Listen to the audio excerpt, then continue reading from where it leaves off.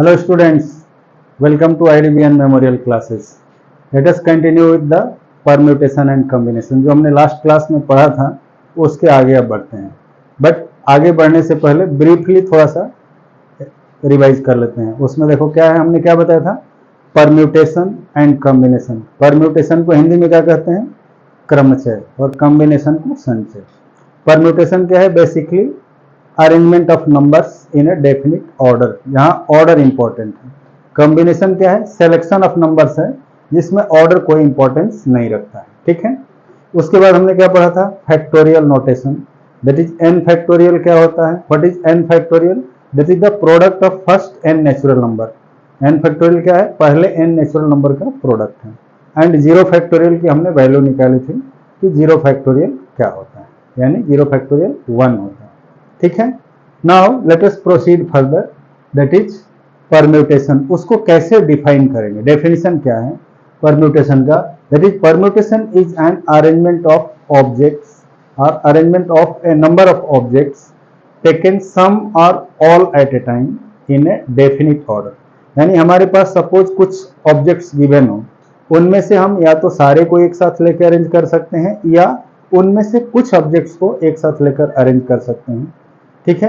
सो जब हम सारे लेंगे, सपोज हमारे पास n ऑब्जेक्ट्स हैं, तो n में से हम n ऑब्जेक्ट्स को लेके भी अरेंज कर सकते हैं या n में से कुछ n से लेस ऑब्जेक्ट को भी लेके अरेंज कर सकते हैं, बट 0 या 0 से बड़ा होना चाहिए. सो इस पर हम कुछ थ्योरम्स पढ़ेंगे कि कैसे हम अरेंज करेंगे और उनको अरेंज करने से हमें क्या क्या रिजल्ट मिलेंगे, उनको हम कैसे डिनोट करेंगे. तो पहला थ्योरम्स किसके बेस पर होगा कि when all objects are distinct, यानी हमारे पास जितने भी ऑब्जेक्ट्स हैं उनमें से हम यदि कुछ को सेलेक्ट करने जा रहे हैं तो उनमें से सारे के सारे अलग होने चाहिए, कोई रिपीटेड नहीं होना चाहिए. उस केस में हम कैसे परम्यूटेशन बनाएंगे और कितने टाइप के होंगे.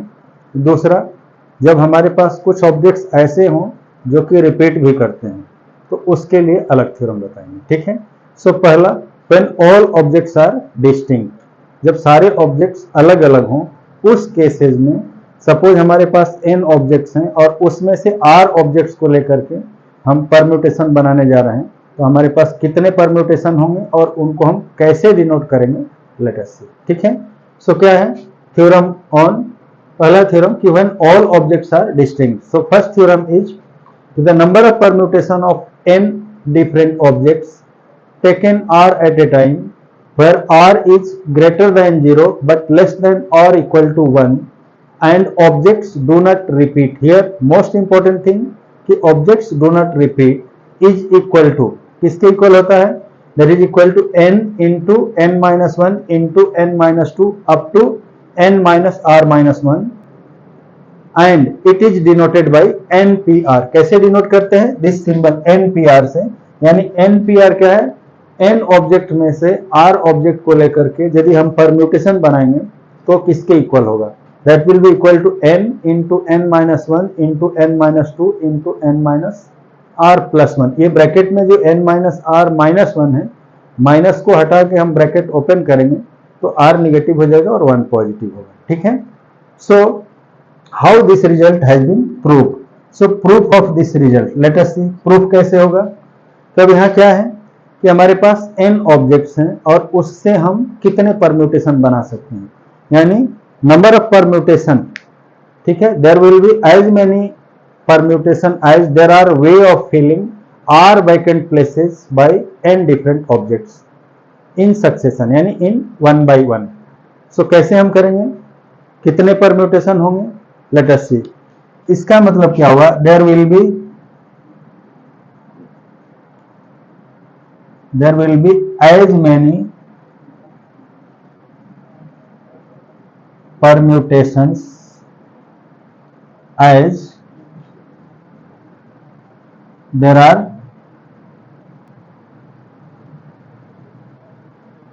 different ways for filling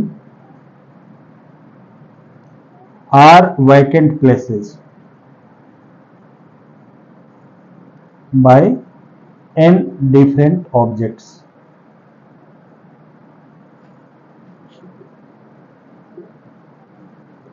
in succession का मतलब क्या होता है, एक को भरने के बाद। सो सपोज हमारे पास आर वैकेंट प्लेसेस है, 1 2 3 ऐसे करके आर तक हमारे पास वैकेंट प्लेसेस है, ठीक है। This is first place, second place, third place and this is the rth place. So r vacant places को हम कैसे फिल करेंगे, हमारे पास टोटल नंबर ऑफ ऑब्जेक्ट्स कितने हैं, n है। सो पहले प्लेस के लिए हमारे पास कितनी चॉइस है, n चॉइस है, ठीक है। n में से कोई एक ऑब्जेक्ट हमने फर्स्ट प्लेस में फिलअप कर दिया, तो दूसरी प्लेस के लिए हमारे पास कितनी चॉइस बच जाएगी, उससे एक कम हो जाएगा, दैट इज n-1। तीसरे के लिए n-2। इसी तरह से हम क्या देख रहे हैं कि फर्स्ट में n है, सेकेंड में 2-1 यानी 1 है, n-1 को हम 2-1 लिखेंगे, n-2 है, इसको 3-1। उसी तरह से यहां पर होगा, वो कितना होगा, n-r-1, यानी जितना नंबर है उसमें से r एक एक कम करके हम n से माइनस करेंगे, ठीक है। So by fundamental principle of counting क्या हो जाएगा, हमारे पास फर्स्ट प्लेस के लिए कितनी चॉइस है, n चॉइस, सेकेंड के लिए n-1 चॉइस, थर्ड के लिए n-2 चॉइस। उसी तरह से rth प्लेस के लिए हमारे पास n-r-1 या ब्रैकेट हटाएंगे तो this will be n-r+1 choice, ठीक है। So fundamental principle of counting क्या कहता है कि कितने हमारे पास टोटल नंबर ऑफ चॉइस होंगे, that will be equal to n into n-1 into n-2 up to rth term यानी n-r+1, ठीक है। सो अब क्या करेंगे, since for first place we have n choice, for second place n-1 choice, for third place n-2 choice, and so on for rth place n-r+1 choice, ठीक है। Hence total number of ways equal to is denoted by npr and this is equal to n into n-1 into n-2 up to n-r+1, ठीक है। हमने कल के class में भी discuss किया था कि ये टोटल नंबर ऑफ चॉइस होगी। अब देखो इंपॉर्टेंट थिंग कि NPR, इसको इतने लंबे तरीके से हम लिखेंगे इस वैल्यू, तो that will B quite lengthy. In your book it is given it's a conversion process, यानी कंवर्सन का मतलब क्या होता है, दैट इज लेंथी प्रोसेस। सो कैसे हम इसको छोटा करेंगे, इसके लिए क्या करेंगे कि will multiply and divide this right side by, कैसे, n-r से लेकर और 1 तक के ऑब्जेक्ट्स को हम इसमें मल्टीप्लाई भी करेंगे और डिवाइड भी करेंगे, तो क्या हो जाएगा, hence NPR may be written as n into n-1 into n-2 up to ये n-r+1 है। फर्दर इसके आगे हम क्या करेंगे, n-r-1 से लेकर के इंटू 3 2 1, यानी 1 से लेकर यहां तक वाले नंबर से हमने मल्टीप्लाई किया और इसको उतने ही से डिवाइड भी करेंगे, n-r-1 से 3 2 1। तो अब देखो ऊपर में क्या हो गया, 1 से लेकर n तक नेचुरल नंबर का प्रोडक्ट हो गया, इसको हम कैसे डिनोट करते हैं, that is by factorial n। So this is n factorial और नीचे क्या हो गया, n-r फैक्टोरियल, ठीक है। सो ये n फैक्टोरियल हुआ और नीचे n-r फैक्टोरियल, हेंस NPR क्या हो गया, NPR equal to n factorial by n-r factorial, ठीक है। वेयर r क्या है, greater than 0 and less than or equal to n, clear. So this is the theorem or this is the formula for finding NPR। NPR क्या है, number of permutation of n different objects taken are at a time where repetition is not allowed. Most important thing to note here is repetition is not allowed in this case. ठीक है, clear, समझ में आ गया? सो आओ अब देखते हैं कि जब रिपीटेशन अलाउड हो उस केस में क्या होगा। तो केस वेरी सिंपल होगा, क्योंकि यहां पर हमें हर एक प्लेस के लिए n चॉइस होगी, यानी पहले प्लेस के लिए भी n चॉइस है, दूसरे के लिए भी, क्योंकि रिपीटेशन अलाउड है तो हम सारे ऑब्जेक्ट में से किसी को रख सकते हैं। इसके लिए भी n चॉइस है, थर्ड के लिए भी n चॉइस है, rth के लिए भी n चॉइस है। सो यदि हम r टाइम्स n को मल्टीप्लाई करेंगे that will be equal to n is to the power r। ठीक है, सो उस केस में when repetition is allowed the same will be equal to n is raise to power r, यानी n की power r के equal होगा। ठीक है, वो भी हम डिराइव करेंगे, but just you remember this. Let us come to the next class. Thank you. Let us prove second theorem, that is the number of permutation of n different objects taken are at a time where r is greater than 0 but less than or equal to n, where repetition is allowed is equal to n is raised to the power r। ठीक है, so let us see how this will be। ठीक है, कैसे होगा। so इसका proof हम कैसे करेंगे। ठीक है, ये भी there are as many permutations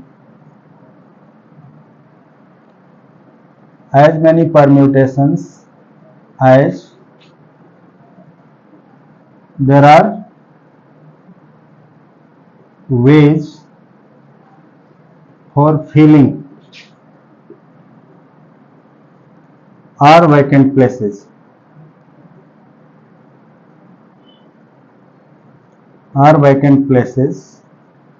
by n objects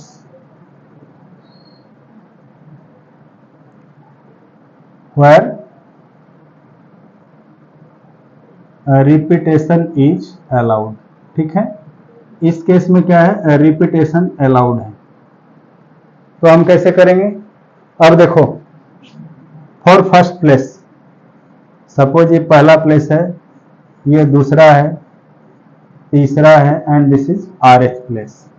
so for first place we have n choice, for second place also n choice because repetition is allowed, third place के लिए भी n choice and rth place के लिए भी n choice। So total number of permutation by fundamental principle of counting या by multiplication principle क्या होगा, n into n up to r times, so that will be equal to n is raised to the power r। clear? so let us see, since for first place we have n choice, following which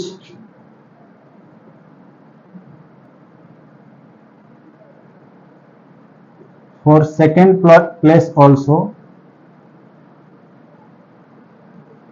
we have n choice,